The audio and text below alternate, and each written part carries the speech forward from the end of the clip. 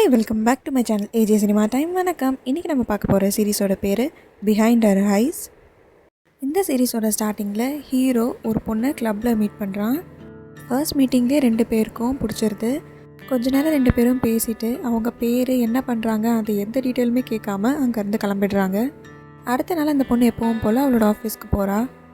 அவள் அசிஸ்டண்ட்டாக வேலை பார்க்குற அதே இடத்துல தான் நேற்று அவள் கிளப்பில் மீட் பண்ண அதே ஹீரோ டாக்டராக இப்போ வந்திருக்கான்.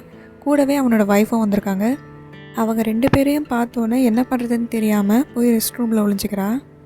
இந்த பொண்ணுக்கு ஆல்ரெடி கல்யாணம் ஆகி ஒரு குழந்தை இருக்கும். ஆனால் இப்போ அவங்களுக்கு டிவோர்ஸ் ஆகிருக்கும். ஹீரோ கூட வந்திருக்க அவரோட ஒய்ஃப் தான் இந்த சீரீஸோட ஹீரோயின். அவங்களுக்கு கல்யாணம் ஆகி ரொம்ப வருஷம் ஆயிருக்கும். ஹீரோயின் ஃபேமிலி ரொம்ப பெரிய பணக்காரங்க. இவங்க 2 பேர் லவ் பண்ணிகிட்டு இருந்த டைமில் அவங்க வீட்டில் ஒரு பெரிய ஃபயர் ஆக்சிடெண்ட் நடந்திருக்கும். அதில் ஹீரோயினோட அப்பாவும் அம்மாவும் இறந்துருப்பாங்க. ஹீரோயினை ஹீரோ தான் போய் காப்பாற்றிருப்பார். அதனால் அவர் கையிலையும் பெரிய தீக்காயம் இருக்கும். அதுக்கப்புறம் ஹீரோயினுக்கு 18 வயசு ஆகாததுனால அந்த வீடை சரி பண்ணணும், மற்ற ப்ராப்பர்ட்டிலாம் பார்த்துக்கணுன்னு ஹீரோவோட பேரில் ஹீரோயினுக்கு இருக்க ப்ராப்பர்ட்டி எல்லாத்தையுமே மாற்றி கொடுத்துருப்பாங்க.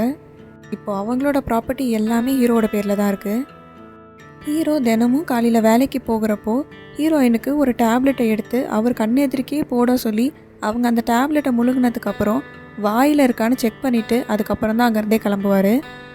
அவர் போனதுக்கப்புறம் அவங்க முழுங்கின மாத்திரையை வாந்தி எடுத்து வெளியே எடுத்து போட்டுருவாங்க. இப்போ ஹீரோ செகண்ட் டே ஒர்க்கு போகிறாரு. அங்கே அந்த அசிஸ்டன்ட் பொண்ணை பார்க்குறாரு. பார்த்து இவங்க 2 பேரும் ஃப்ரெண்ட்ஸ் ஆகி இவங்களுக்குள்ளே லவ் ஸ்டார்ட் ஆகுது. ஹீரோயினை டிவோர்ஸ் பண்ணுற அளவுக்கு ஹீரோ இப்போ ரெடியாக இருக்கார். ஆனால் இவங்க 2 பேரும் இங்கே பேசுகிறது எல்லாமே ஹீரோயினுக்கு அவங்க பக்கத்துலேயே நின்று பார்க்குற மாதிரி தெரியுது. இதை பற்றி ஹீரோ கிட்ட அவங்க கேட்குறப்போ, ஏற்கனவே இருந்த இடத்துல நீ பண்ண பிரச்சனைலாம் போதும், இனிமேல் எந்த பிரச்சனையும் பண்ணிடாதேன்னு ஹீரோயின் கிட்ட சொல்கிறாரு. ஹீரோயின் இப்போ ஒரு பிளான் பண்ணுறாங்க. இவரோட அசிஸ்டண்ட்டாக இருக்க அந்த பொண்ணு கூடயே ஹீரோயின் ஃப்ரெண்ட் ஆகுறாங்க. அவங்க கூட ஜிம் போகிறது, ஷாப்பிங் போகிறதுன்னு நல்லா ஃப்ரெண்ட் ஆகி அவங்க வீட்டுக்கும் இப்போ போகிறாங்க. ஆனால் அந்த பொண்ணு இவங்க 2 பேர் ஃப்ரெண்ட்ஸாக இருக்கிறத பற்றி ஹீரோ கிட்ட சொல்லலை. ஹீரோயினால் அவங்க ஒரு தடவை ஒரு இடத்துக்கு போயிட்டு வந்தாங்கன்னா அந்த இடத்த அவங்களால எங்கேருந்து வேணாலும் பார்க்க முடியும். அது எப்படின்னு இந்த சீரீஸ் பார்த்தா தான் உங்களுக்கு புரியும். எல்லா படத்துலேயும் சீரீஸ்லேயும் இதுக்கப்புறம் என்ன நடக்க போகுது அப்படிங்கிறது ஈஸியாக கண்டுபிடிக்கிற மாதிரி இருக்கும். ஆனால் இந்த சீரீஸில் கண்டிப்பாக அவங்களால முடியாது. கிளைமேக்ஸில் ட்விஸ்ட் இருக்கலாம், ஆனால் இந்த மாதிரி ஒரு ட்விஸ்ட்டு எதுலேயுமே இருக்காது. யாரை நம்ம வில்லன் நினைக்கிறோமோ அவங்க யாருமே வில்லனாக இருக்க மாட்டாங்க. அப்போ நிஜமான வில்லன் யார்? அங்கே தான் இருக்குது ட்விஸ்ட்டே. இந்த மாதிரி வித்தியாசமான சீரீஸ் பற்றி தெரிஞ்சுக்க நம்ம சேனலை சப்ஸ்கிரைப் பண்ணுங்கள். பக்கத்தில் இருக்க பெல் ஐக்கானை கிளிக் பண்ணிவிடுங்க. இந்த சீரீஸ் நெட்ஃப்ளிக்ஸில் இருக்குது, ஆனால் இங்கிலீஷில் தான் இருக்குது. உங்களுக்கு இந்த வீடியோ பிடிச்சிருந்தா லைக் பண்ணிவிடுங்க.